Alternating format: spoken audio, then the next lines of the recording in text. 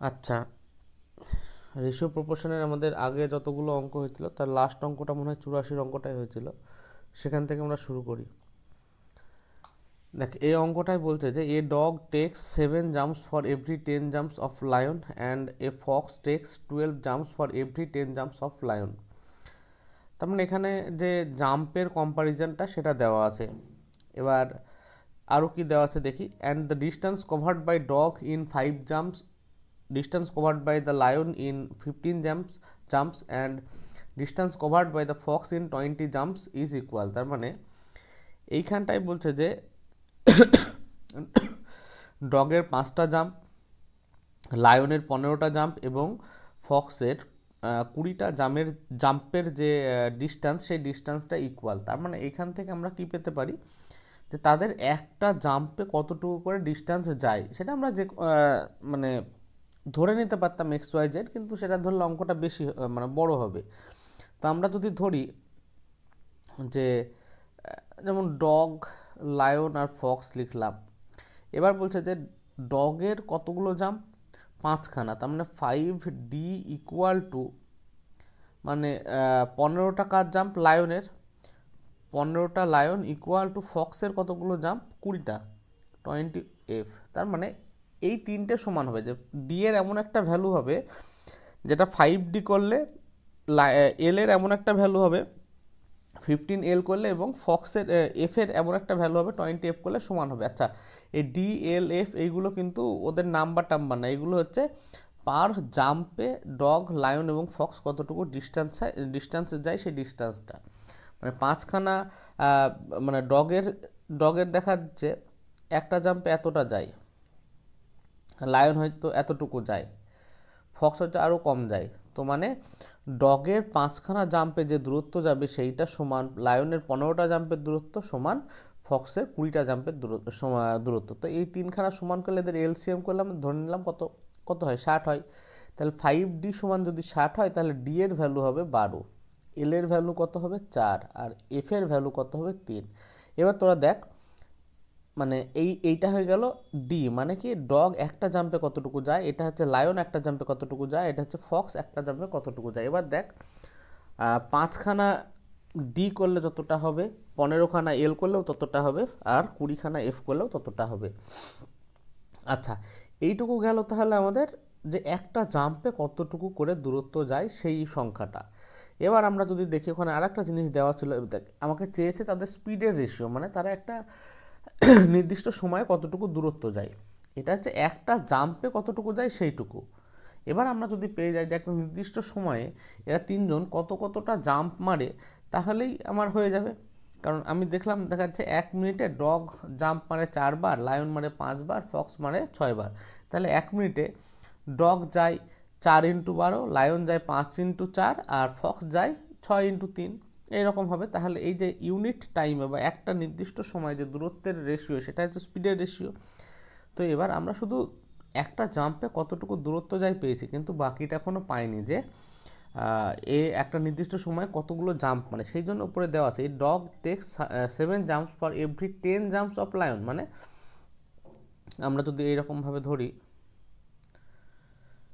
Dog 7খানা jump দেয় কতগুলো, 10খানা লায়নের 10খানা জাম্পের সাথে, মানে যতক্ষণে লায়ন 10খানা জাম্প মারে, ডগ কতগুলো মারে 7খানা। And a fox takes 12 jumps for every 10 jumps of lion. মানে লায়নের 10খানা জাম্প যতক্ষণে মারে, ফক্স কতগুলো মারে, 12খানা। তার মানে এইটাই হয়ে গেলো তাদের একটা নির্দিষ্ট সময়ে তাদের জাম্পের রেশিও, এবং প্রত্যেকটা জাম্পে তাদের দূরত্বের রেশিও আমরা কত জানি, এইটা। তাহলে তাদের স্পিডের রেশিও হবে 7×12 = 40, আর 3×12 = 36। এবার তোদের মতন তোরা কাটাকাটি করে নেবে যত দিয়ে কাটা যায়। আচ্ছা,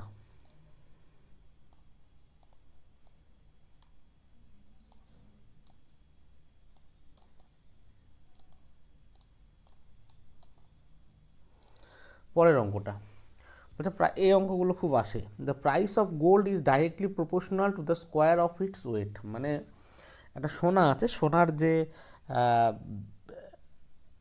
মানে সোনার যে কি বলবো, দাম, সেই দামটা তার ওয়েটের সাথে ওয়েটের স্কোয়ারের সাথে প্রপোর্শনাল। তো এগুলো হচ্ছে ভেদের অঙ্ক। যখন বলছে প্রপোর্শনাল মানে হচ্ছে সমানুপাতিক, ডাইরেক্টলি প্রপোর্শনাল। এটা ইনভার্সলি প্রপোর্শনাল হলে ব্যস্তানুপাতিক হতো, আর ডাইরেক্টলি প্রপোর্শনাল মানে সমানুপাতিক। মানে গোল্ডের প্রাইস সমানুপাতিক কার সাথে বাড়বে? এর ওয়েটের স্কোয়ারের সাথে। মানে ওয়েট দেখাচ্ছে 1 গ্রাম, তাহলে আচ্ছা যখন সমানুপাতিক থাকে, আমরা পরে এগুলো এরকম ধরনের কোশ্চেন আছে দেখাচ্ছি, তখন এর প্রাইস হবে কি 1 স্কোয়ার মানে 1। যদি এর ওয়েট হয়ে যায় 2, তাহলে কত হয়ে যাবে? 4 হয়ে যাবে প্রাইস, মানে 4-এর অনুপাতিক, এরকম টাইপের। আচ্ছা, এবার আমাকে বলছে এগুলো এই জিনিসগুলো অনুপাত সমানুপাতের ব্যাপারটা একবার বুঝিয়ে দিই। আমি যদি বলি যে এ বি এর সাথে মানে এ বি এর সাথে অনুপাতিক, মানে সমানুপাতিক, তাহলে এ ভ্যারিজিয়াস বি হবে। আর যদি বলতাম ব্যস্তানুপাতিক, তাহলে এ, আচ্ছা এটা হচ্ছে ডাইরেক্টলি প্রপোর্শনাল মানে সমানুপাতিক, এটা হচ্ছে ইনভার্সলি প্রপোর্শনাল মানে ব্যস্তানুপাতিক। মানে বি যত বাড়বে এ তত বাড়বে, আর এখানে বি যত বাড়বে এ তত কমবে, সেই জন্যই ব্যস্তানুপাতিক বা ইনভার্সলি প্রপোর্শনাল। এই প্রপোর্শনাল আর সমান চিহ্নের মধ্যে একটা পার্থক্য আছে। প্রপোর্শনাল মানে হচ্ছে মানে অনুপাতিক, মানে অনুপাতিক হারে বাড়বে। আচ্ছা, এইখান থেকে যদি আমরা সমান চিহ্ন নিতে চাই, তাহলে একটা কনস্ট্যান্ট নিয়ে আসতে হয়, যে কোনো একটা কনস্ট্যান্ট। এইখানে সেই কনস্ট্যান্টটা হবে, তাহলে উপরে চলে যাবে কে বাই বি। কনস্ট্যান্ট মানে এর ভ্যালু 2, 3, 4 কিছু একটা হবে। মানে যেমন কনস্ট্যান্টটা মানে এই জন্য, যেমন এখানে বলছে যে প্রাইসটা ওয়েটের স্কোয়ারের সাথে সমানুপাতিক, তাহলে যদি আমি ওয়েট ধরতাম 1, তাহলে এর প্রাইস হতো কত? 1 স্কোয়ার মানে 1 তো এর প্রাইস হতো না, 1-এর কোনো একটা গুণিতক হতো। কত গুণিতক? সেটা 1 লক্ষ, 1 কোটি বা 100 বা কিছু একটা গুণিতক। আমি ধরলাম যে 500, এই কনস্ট্যান্টের ভ্যালু হতো 500, তাহলে 500 × 1 হতো এর দাম। এই যে 500, এইটাকে বলে কনস্ট্যান্ট। এই কনস্ট্যান্টটা সব মানে প্রপোর্শনাল। এবার আচ্ছা, যখন আমি ধরলাম যে ওয়েটের ভ্যালু 2, তাহলে ডব্লিউ স্কোয়ার মানে কত হবে? 4 হবে। তাহলে পি ইকুয়াল টু তখন হবে 500 × 4। তো ডব্লিউর ভ্যালু বা ওয়েটের ভ্যালু চেঞ্জ হতে থাকবে, কিন্তু এই যে কনস্ট্যান্টটা, এর ভ্যালু সব জায়গায় সেম থাকবে, সেই জন্য এটাকে কনস্ট্যান্ট বলা হয়। তো এখানে তো কোনো সংখ্যা আমরা ধরতে পারছি না, সেই জন্য আমরা ধরে নিলাম কে একটা কনস্ট্যান্ট। এখানে এ বি যত চেঞ্জ হবে এ চেঞ্জ হবে, কিন্তু এই কনস্ট্যান্টটা ধ্রুবক থেকেই যাবে। তো অনুপাত থেকে আমরা যদি সমান চিহ্নে আসি, তাহলে আমাদের একটা ধ্রুবক নিয়ে আসতে হয় কে কে বা যা খুশি, সি, যা খুশি। এবার অঙ্কতে আমাকে প্রথমে বলে দিবে যে অঙ্কটায় যদি এইরকম অঙ্কটা যদি পরীক্ষায় আসতো, এরকম থাকতো যে এর ভ্যালু 36, যেখানে বি এর ভ্যালু 4 দিয়ে সেকেন্ড স্টেপে বলবে যে বি এর ভ্যালু এখন যদি হয় 20, তাহলে এ সমান কত হবে। আচ্ছা, তাহলে এই প্রথম কন্ডিশনটা আমাকে প্রথম এখানে অ্যাপ্লাই করতে হবে। অ্যাপ্লাই করলাম 36 সমান কে × 4। এইখান থেকে এই কে এর ভ্যালুটা বের করতে হবে, কে সমান 9। এবার কে সমান 9 যখন আমি পেয়ে গেলাম, তখন আমাকে সেকেন্ডে কি বের করতে বলছে? এ সমান কত? তাহলে এ সমান, কে সমান পেয়েছি কত? 9 × বি সমান কত? 20, মানে 180। তাহলে কোশ্চেনটার অ্যান্সার হতো 180। এইভাবে আমরা অনুপাতের অঙ্কগুলো বা ভেদের অঙ্কগুলো করি। অঙ্ক থাকলে আর একটু ভালোভাবে বোঝানো যেত, দেখি পরে অঙ্ক পেলে দেখাচ্ছি। আচ্ছা, এখানে বলছে যে the price of gold is directly proportional to the square of its weight. তার মানে price proportional square of its weight. A person broke down the gold in the ratio 3:2:1, মানে এই রেশিওতে একটা সোনাকে ভেঙে ফেললো, অ্যান্ড সোল্ড, এবং বিক্রি করলো, incurs a loss of 4620, the initial price of gold. আচ্ছা, যদি না ভাঙতো, টোটাল ওজন কত থাকতো? 3, 2, 5, 6 থাকতো, তাহলে এর প্রাইসটা কত হতো? 6 স্কোয়ার, আমি ধরে নিলাম সমান চিহ্ন করে দিলাম, কে × 36, মানে 36K। আচ্ছা, যখন ভেঙে ফেললো তখন প্রাইস কত হয়ে গেল? এটা হয়ে যাবে 9K + 4K + 1K, মানে 14K। তাহলে লস কত হলো? 22K। এই 22K সমান কত? 4620।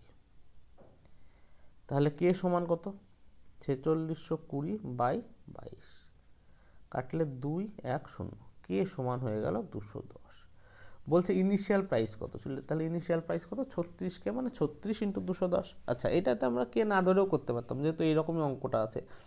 অঙ্কটা যখন দেখবো যে এরকম হয়েছে যে আগে এত ছিল, এখন ভেঙে ফেলাতে এই রেশিওতে ভেঙে ফেলাম, তাহলে আগে কত ছিল 6, তার মানে যেহেতু বলছে যে দাম directly proportional to its weight, তাহলে এর ছিল দাম ছিল 36, ভেঙে ফেলার পর হলো 9, 4, 13, 14, লস কত হলো 22, এই 22 সমান 4620, তার মানে 1 ইউনিট সমান কত 210। ইনিশিয়াল প্রাইস কত ছিল 36, মানে অ্যান্সার হবে 36 × 210।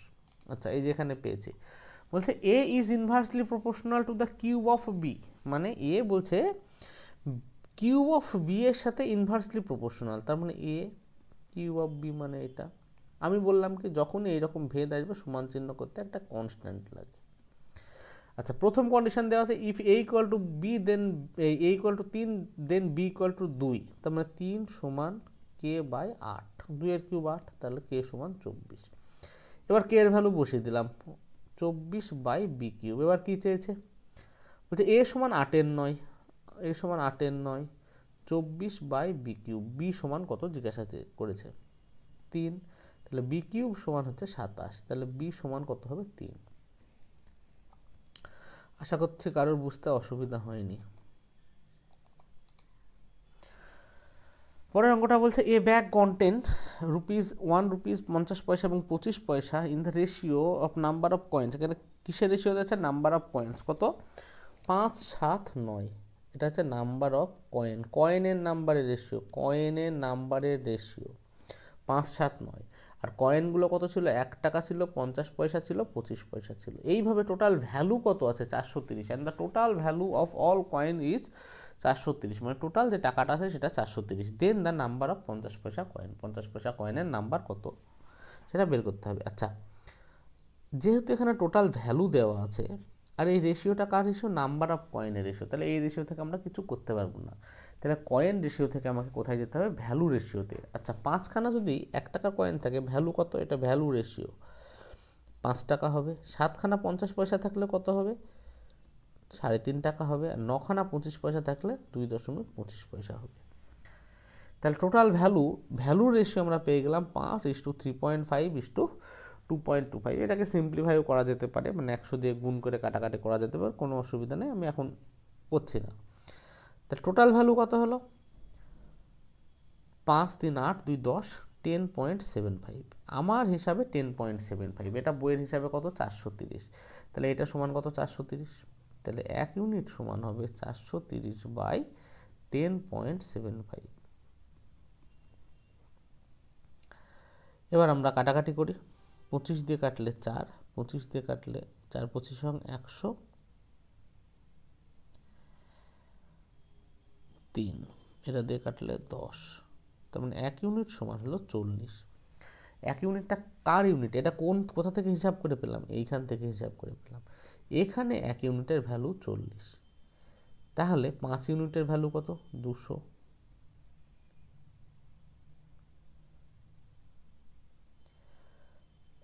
50 পয়সা কতগুলো আছে, 3.5 × 40,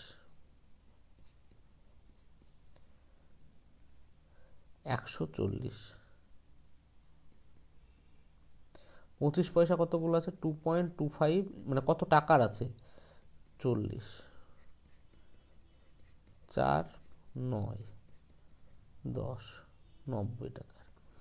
এবার যদি আমাকে বলে যে 50 পয়সা আছে কতগুলো, 50 পয়সা টাকা হচ্ছে 140 টাকা, তাহলে 50 পয়সা আছে কতগুলো, 140 টাকা যদি 50 পয়সা দিয়ে করতে হয় কতগুলো 50 পয়সা লাগবে, ডবল লাগবে, 280টা লাগবে। যদি বলতো 25 পয়সা কতগুলো আছে, 25 পয়সা 1 টাকায় কতগুলো 25 পয়সা থাকে, 4টে, তাহলে 90 টাকায় থাকবে 360টা, এইরকম। তাহলে এখানে সবসময় মাথায় রাখতে হবে আমাকে যে কিসের রেশিও দেওয়া আছে, ভ্যালু রেশিও না টাকার রেশিও। তো যে এই কয়েনের রেশিও, এখানে দিয়েছিল কয়েন রেশিও আর এখানে দেওয়া হচ্ছে ভ্যালু, তাহলে এই দুটোকে আমরা ইকুয়েট বা কম্পেয়ার কীভাবে করব, আগে কয়েন রেশিওটাকে কিসে কনভার্ট করব, ভ্যালু রেশিওতে। সেটাই করলাম, যে টোটাল যে ভ্যালু হলো 10.75, সেইটাকে আমার যে টোটাল টাকা দেওয়া আছে তার সাথে কম্পেয়ার করলাম, দিয়ে পেলাম 1 ইউনিটের ভ্যালু 40, তাহলে এখানে 5 ইউনিট টাকা ছিল 1 টাকার, তার মানে 200 টাকা ছিল। এখানে 3.5 টাকা ছিল, তার মানে এর 40 গুণ মানে 140 টাকা ছিল। 2.25 টাকা ছিল আমার হিসাবে, সেটা এখন কত 40 গুণ হবে 90 টাকা হবে। তাহলে 90 টাকায় যদি 25 পয়সা দিয়ে করতে হয় কতগুলো লাগবে 360টা। এখানে আবার একই ধরনের অঙ্ক, এ ব্যাগ কন্টেন্টস 1 টাকা 50 পয়সা 25 পয়সা and the ratio of there value. এখানে কার রেশিও? তার ভ্যালু 30 11। আচ্ছা এটা মুছে দিই, এদের ভ্যালু দেওয়া আছে 30 11 7 and the total number of coins. এখানে কি দেওয়া আছে? Total number of coins. তাহলে প্রথমে দেওয়া আছে ভ্যালু, ঠিক উল্টোটা, প্রথমে দেওয়া আছে ভ্যালু, এখানে বলছে নাম্বার অফ কয়েন এতগুলো আছে। তাহলে যদি আমার ভ্যালু রেশিও হয় 30 11 7, কি আছে 1 টাকা 50 পয়সা 25 পয়সা, আর দেওয়া আছে নাম্বার অফ কয়েন আমার এখানটা দেওয়া আছে। তাহলে ইকুয়েট করতে গেলে এই ভ্যালু রেশিওটাকে কিসে কনভার্ট করতে হবে? কয়েন রেশিওতে কনভার্ট করতে হবে। আচ্ছা 1 টাকায় যদি 30 টাকা থেকে 30 খানায় হবে এটা হবে 22টা, আর এটা হবে 28টা কয়েন রেশিও। টোটাল কত হলো? 50 80। এই 80 সমান আমার দেওয়া আছে 480। তাহলে 1 সমান কত? 6। এবার আমাকে বলছে 50 পয়সার কতগুলো কয়েন ছিল। 50 পয়সা কত? 22 ইউনিট ছিল, 1 ইউনিটের ভ্যালু 6, তার মানে অ্যান্সার হবে 6 × 22।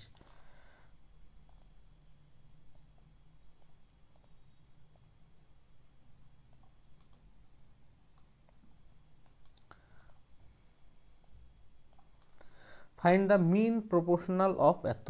মিন প্রপোর্শনাল মানে মাঝের। যদি বলে এ আর বি এর মিন প্রপোর্শনাল এক্স, তাহলে হয় এ ইস টু এক্স, মিন মানে মাঝের, সমানুপাতিক এক্স ইস টু বি, বা এ বাই এক্স সমান এক্স বাই বি। তাহলে এক্স সমান হয় এক্স স্কোয়ার সমান হয় এ বি, এক্স সমান হয় √AB। যদি পরীক্ষায় কোশ্চেন আসে এত ফর্মুলা না মনে রাখার কোনো অসুবিধা নেই। মিন প্রপোর্শনাল মানে কি মাঝের, তাহলে কত 1/4 বাই এক্স সমান এক্স বাই 1/9।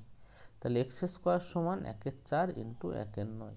তাহলে এক্স সমান √1/36 মানে কত 1/6 অ্যান্সার। যদি বলে থার্ড প্রপোর্শন, এর কি থার্ড প্রপোর্শন? দেখো এখানে কতগুলো আছে আগে দেখতে হবে, দুটো আছে যার বলছে থার্ড প্রপোর্শন। আমি থার্ড প্রপোর্শনটা বসিয়ে দিলাম যে এক্স। তাহলে যখনই আমাকে আনুপাতিক আকারে এইভাবে লিখতে হবে, তাহলে 3টে দিয়ে কিভাবে লিখব? 18/36 সমান 36/x। কারণ একটাকে তো 3টে দিয়ে যদি আমাকে এরকম দুখানা অনুপাত বানাতে হয়, তাহলে আমাকে তো একটাকে রিপিট করাতে হবে। তো এখানে কাকে রিপিট করানো সুবিধা? মাঝেরটাকে রিপিট করাতে হয়। তাহলে হবে 18/36 সমান 36/x। তাহলে x সমান হয়ে যাবে আমার 2/72। এখানে বলছে ফোর্থ প্রপোর্শনাল, 3টে আছে ফোর্থ প্রপোর্শনাল, এখানে বসিয়ে দিলাম এক্স। তাহলে ফোর্থ 4টে হয়ে গেল, 12/16 সমান 18/x। এক্সের ভ্যালু বের করে নিলে হয়ে যাবে। তো এটা একদম সিম্পল। এবার ব্যাপার হচ্ছে সবসময় মাথায় রাখতে হবে দুটো অনুপাত বানাতে হবে। আর দুটো অনুপাত বানানোর সময় যেমন এখানে বলছে মিন প্রপোর্শন মানে কি মাঝের, এখানে এক্স বসিয়ে দিলাম। আর রিপিট সবসময় কাকে করতে হয়? মাঝেরটাকে। তাহলে 1/4/x সমান এক্স বাই 1/9। আচ্ছা এখানে বলছে ₹710 is divided among A, B, C in such a way that A receives ₹40 more than B। আচ্ছা A, B, C, A বলছে B এর থেকে 40 টাকা বেশি, বলে AX পেলে X plus 40, and C receives 30 more than A। তাহলে এর থেকে আরও 30 বেশি মানে X প্লাস 70। তাহলে এই তিনটের যোগফল কত? 710, কারণ এদের ভিতরে তো 710 টাকাই ডিভাইড করা হয়েছিল। তাহলে যোগ করলে কী হবে? 3x প্লাস 110 সমান 710, 3x সমান 600, x সমান 200। বলছে find the share of A, তাহলে কত হবে? 240। 93 অঙ্ক, the ratio of age of Ram and Shyam in 5 years ago 5 years ago was 2:3। বলছে 5 বছর আগে ছিল 2:3, and the ratio of their ages 5 year after 5 years মানে 5 বছর পরে। এটা আমি যদি এখন দাঁড়িয়ে থাকি, এটা 5 বছর আগে ছিল, আর 5 বছর পরে কত হবে? 3:4 হবে। সাম অফ দেয়ার প্রেজেন্ট এজেস, যদি আমি এটা নর্মালি করতাম, ধরে নিতাম 5 বছর আগে এদের এজ ছিল কত? 2x আর 3x, 2x 3x। এর সাথে যদি 10 যোগ করি, এটা হচ্ছে 5 বছর আগে ছিল 2x 3x, আর 5 বছর পরে এইটা, তার মানে এইখানে আসলে 2x এর সাথে 10 বছর যোগ, 3x এর সাথে 10 বছর যোগ। এখন এদের অনুপাত বলছে 3/4, 3:4। তাহলে 9x প্লাস 30 সমান 8x প্লাস 40, তাহলে x সমান কত 10। এবার আমাকে বলছে find the sum of their present ages, মানে এখনকার বয়সের যোগফল কত। আচ্ছা তাহলে 5 বছর আগে 2x 3x মানে কত 20 আর 30 ছিল, আর এখন মানে এই জায়গাটায় তাহলে এটা হয়ে যাবে 25 আর এটা হয়ে যাবে 35, তার মানে অ্যান্সার হয়ে যাবে আমার 20 প্লাস 35, এই 25 প্লাস 35 60 বছর। কিন্তু এই অঙ্কটাকে আমরা অন্যভাবে করব, যে 5 বছর আগে ছিল এইটা, 5 বছর পরে হলো এইটা, এটা 5 বছর আগে, এটা 5 বছর পরে, তার মানে এইখান থেকেও 10 বছর অ্যাড হয়েছে, এইখান থেকেও 10 বছর অ্যাড হয়েছে, মানে যা অ্যাড হয়েছে সমান অ্যাড হয়েছে। এখানে দেখি তো সমান আছে কিনা, 2 আর 3 এক অ্যাড হয়েছে, 3 থেকে 4 এক অ্যাড হয়েছে, তার মানে এই 1 ইউনিট সমান কত 10। তাহলে এটা হয়ে যাবে 20 30, এটা হয়ে যাবে 30 40। বলছে প্রেজেন্টেজ মানে এই জায়গায় হয় এদিক থেকে 5 করে বাড়াও, না হলে এদিক থেকে 5 করে কমাই, তাহলে 25 আর 35-এর যোগফল 60 বছর হয়ে যাবে এখনকার এজের যোগফল। আচ্ছা একই রকম অঙ্ক বলছে the ratio of ages of Ram and Shyam 5 years ago was 3:1 and ratio of the ages after 5 years will be 2:1। এখানে একই অঙ্ক, find the sum of find the present age of both, মানে তাদের এখনকার বয়স কত বের করতে হবে। আচ্ছা একই অঙ্ক, এক্স ধরে সবাই পারবে, আশা করি কোনো অসুবিধা নাই।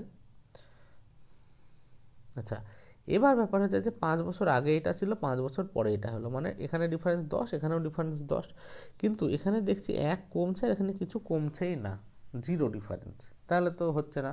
আমার তো হিসাব মতন এখানে যতটা বাড়বে এখানেও ততটা বাড়ার কথা ছিল। যখনই এরকম আসবে তখন আমরা পার্সেন্টেজ বা রেশিওতে হয়তো করেওছিলাম, এদের ডিফারেন্স যখন দেখবো যে এইখানকার ডিফারেন্স সেম হওয়ার কথা, এখানকার ডিফারেন্স সেম হওয়ার কথা, এই ডিফারেন্স আর এই ডিফারেন্স সেম হওয়ার কথা কিন্তু হচ্ছে না,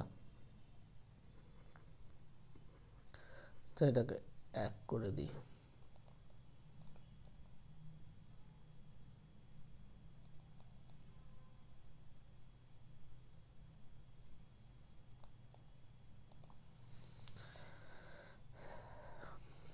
এখানে ছিল 2:3, এই সরি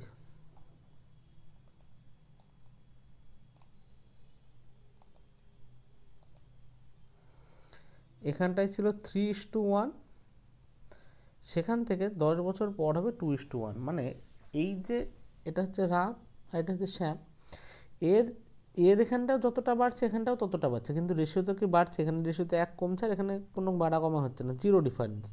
যখন এইরকম আসবে তখন উপরের এই দুটো ডিফারেন্স দিয়ে নিচেকে গুণ আর নিচের এই দুটো ডিফারেন্স দিয়ে উপরের গুণ, তাহলে এখানে ডিফারেন্স কত 1 দিয়ে গুণ করলে কত 3:1ই হবে, আর উপরের ডিফারেন্স কত 2 গুণ করলে কত 4:2 হবে।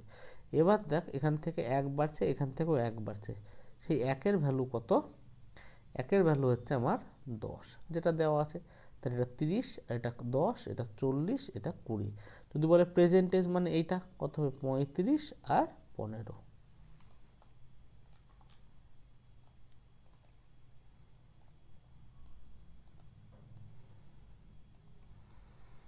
95টা একই অঙ্ক, আমি আর করাবো না।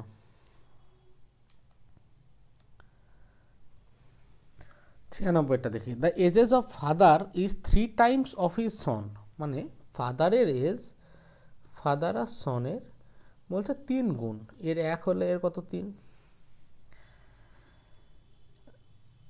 5 years before the age of son was 1/6 times of his father. আচ্ছা 5, আচ্ছা এটা যে, আচ্ছা এটা বলছি যে 5 বছর আগে the age of son, son equal to 1/6 times of his father, তাহলে সন বাই ফাদার হয়ে গেল 1/6, মানে 5 বছর আগে চাই, তাহলে আগের রেশিওটা আমি আগে লিখি, তাহলে 5 বছর আগে সন আর ফাদারের রেশিও কত ছিল 1:6, এই যে সন 1 ফাদার 6। এবার বলছে the ratio of father is 3 times of his সন, এটা কি এখন বলছে এখন ফাদারের বয়সটা কত 3 গুণ হলো। Find the present age of son at the time of marriage of his mother, he was 5 years younger to his father, এই সরি ভুল করছি। আচ্ছা এইটা তো বোঝা গেল the age of father is 3 times of his son, খুব ভালো কথা। 5 years বিফোর, 5 বছর আগে, son was against times of his father, এটাও ঠিক আছে। Find the present age of son, আমাকে কী বের করতে হবে, সনের এখনকার বয়স, present age. At the time of marriage of his mother, মানে যখন মায়ের বিয়ে হয়েছিল, she was 5 years younger to his father, মানে মা কি ছিল, বাবার থেকে 5 বছরের ছোট। Find the age of mother, মানে মায়ের বয়স কত সেটাও বের করতে হবে। আচ্ছা, খুব ভালো কথা, আগে ফাদার আর সনের বয়সটা বের করি। এটা তো বুঝতে পারছি যে 5 বছর আগের রেশিও এটা, এটা 5 বছর পরে, মানে এদের ডিফারেন্স কত, 5 হওয়ার কথা, কিন্তু 5 নেই, সে মানে সেম ডিফারেন্স হওয়ার কথা, সেটা নেই। সেটা করার জন্য আমরা কি করব, এখানকার ডিফারেন্স 5 দিয়ে নিচে গুণ করবো, আর এখানকার ডিফারেন্স 2 দিয়ে উপরে গুণ করব। গুণ করলে এটা হিসেবে 12, আর এটা হিসেবে 2, আর 5 দিয়ে গুণ করলে 15, আর 5, তাহলে এই জায়গায়ও 3 বাড়ছে, এখানেও 3 বাড়ছে। তাহলে বইয়ে যেটা 3, আমার হিসাবে কত, মানে এই আমার হিসাবে যেটা 3, বইয়ের হিসাবে কত, 5, তাহলে 1 ইউনিট সমান কত হবে, 5-এর 3। আচ্ছা, এবার যদি আমাকে বলে যে এখনকার বয়স এদের কত, এটা কি প্রেজেন্ট, তো এইটা প্রেজেন্ট, এটা তো 5 বছর আগেকার ছিল, এটা প্রেজেন্ট, এইটা প্রেজেন্ট, আর এটা 5 বছর আগেকার। তাহলে আমার হিসাবে যেটা 3 হচ্ছে, বইয়ে 5 দেওয়া, তাহলে 1 ইউনিট সমান 5-এর 3, তাহলে ফাদারের এখনকার বয়স হচ্ছে 15 ইন্টু 5-এর 3, মানে 25, আর সনের হচ্ছে 5 ইন্টু 5-এর 3, মানে 25-এর 3 হয়ে গেল। এবার ব্যাপার হচ্ছে মায়ের, আচ্ছা সনের বয়স তো বেরিয়ে গেল, প্রেজেন্ট এজ অফ সন বেরিয়ে গেল। এবার বলছে মায়ের বয়স কত।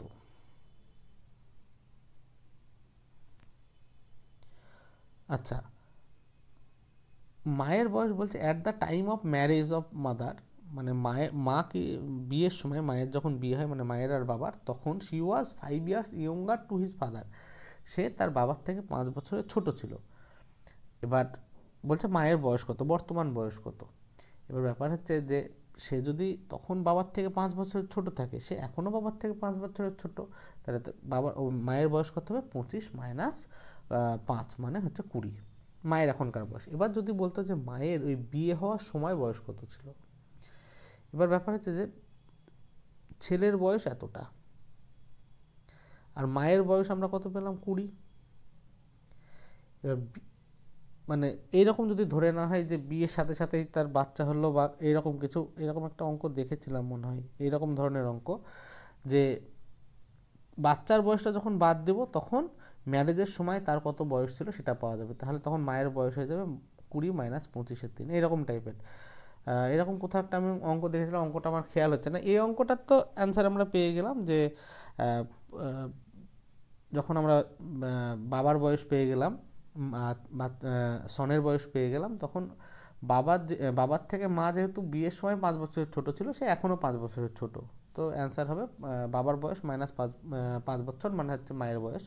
এবার এরকম একটা দেখেছিলাম যে বিয়ে, যদি আমরা ধরে নিই যে বিয়ের সময়, মানে বিয়ে থেকে যে টাইমটা, মানে বিয়ের পরপরই তার বাচ্চা হয়েছিল, তার মানে আমরা এরকম ধরে নিতে পারি যে বাচ্চার বয়সটা যদি বাবার বয়স থেকে বাদ দিই, তাহলে বিয়ের সময় বাবার কতটুকু বয়স ছিল সেটা পেয়ে যাব, সেখান থেকে 5 বছর বাদ দিলে তার মায়ের বয়স হয়ে যাবে। আচ্ছা, পরের অঙ্কটা একই অঙ্ক। The ratio of age of Meena and her mother is 3:8, find the ratio of their age after 5 years, মানে 4 বছর পর, 4 years, 4 বছর পর তাদের বয়সের অনুপাত কত হবে বের করতে হবে। If after 10 years the age difference will be 35 year, মানে 10 বছর পর তাদের এজের যে ডিফারেন্স হবে সেটা 35 বছর হবে। আচ্ছা, 10 বছর পর যদি একটা মিনা অ্যান্ড মাদার বলছে যে তাদের এখনকার বয়সের অনুপাত 3:8, find the ratio of their ages, তাদের যে বয়সের অনুপাত বের করতে হবে আফটার 4 বছর, 4 বছর পর। ইফ আফটার 10 years, যদি 10 বছর পর তাদের ডিফারেন্স অফ এজ, মানে বয়সের যে ডিফারেন্স সেটা কত হয়, 35 বছর হয়। আচ্ছা 10 বছর পর যদি তাদের বয়সের ডিফারেন্স 35 বছর হয়, সেটা এখনও তাদের ডিফারেন্স 35 বছরই হবে। ডিফারেন্স কোনো সময় চেঞ্জ হয় না, কারণ এও যত বাড়বে এও তত বাড়বে। তাহলে এই ডিফারেন্সটা কত? 5। এই 5 সমান 35, তাহলে 1 সমান কত? 7। তাহলে এটা কত হয়ে যাবে? 21, মানে এটা বর্তমান, আর এটা কত হয়ে যাবে? 56। এবার হচ্ছে 4 বছর পর কত হবে? তাহলে 25:60, কাটাকাটি করলে 5:12। তো আমাদের রেশিও প্রপোর্শন মোটামুটি শেষ হয়ে গেল।